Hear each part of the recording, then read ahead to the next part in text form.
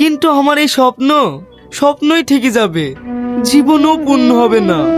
আজ যদি আমার বাপ মা বেঁচে থাকতো। অত ভেঙে পড়ছি কেনে? আমার মা বাপকে তোকে কম ভালোবাসে নাকি? না না, সে কথা বলছি নি। আমার বাপ মা মরে যাওয়ার পরে খালা খালুটা আমাকে ছোট থেকে মানুষ করেছে। কোনোদিনই মা বাবার অভাব বুঝতে দেয়নি। আমার পড়াশোনার পিছনে অনেক খরচা করেছে।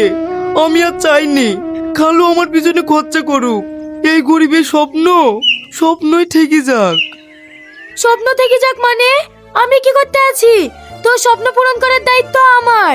আমি আব্বাকে বুঝি ঠিক তোকে শহরে পাঠাবো। এবার একটু হাস। না না থাক, খালুকে বলতে হবে না। চুপ কর তো, তোকে অত কিছু ভাবতে হবে না। চ।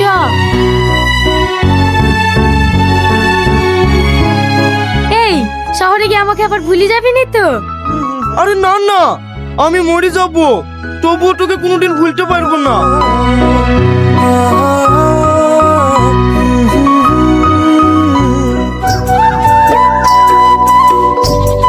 এই জ্বালাস নি, সর। বলো না মা, বলো না। তুমি বললে আব্বা ঠিক শুনবে। দেখ, আমি এখন কাজ করছি, কাজের সময় জ্বালাস নি। তোমরা তো ওকে ছোট্ট থেকে মানুষ করছো, আর আজ ওর ছোট্ট স্বপ্নটুকু তাই পূরণ করতে পারবে না। কই গো, এক গ্লাস পানি দাও। ওইটা তোর আব্বা মাঠ থেকে বাড়ি আসলো, পারলে তুই বলগা।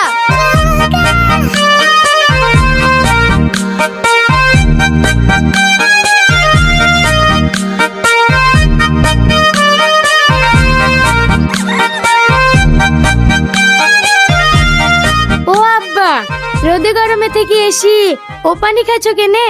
এ দেখো লাও, লেবুর শরবত খাও। শীতের সময় গরম কোথায় পালি মা? তোর আবদারটা কি বলদিনি? আগে শরবতটা খাও, তারপরে বলছি।